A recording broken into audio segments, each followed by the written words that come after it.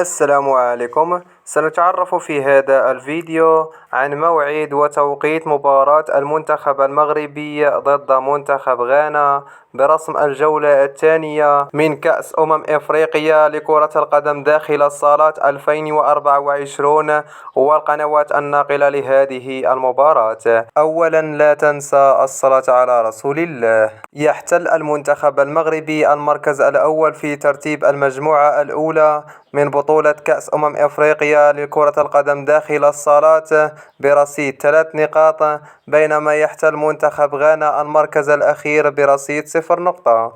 وسيواجه المنتخب المغربي منتخب غانا برسم الجولة الثانية من كأس إفريقيا لكرة القدم داخل الصالات، وذلك يوم السبت الموافق 13 أبريل 2024 في حدود الساعة 8 مساء بتوقيت المغرب، الجزائر، تونس، وعلى الساعة 10 مساء بتوقيت السعودية، العراق.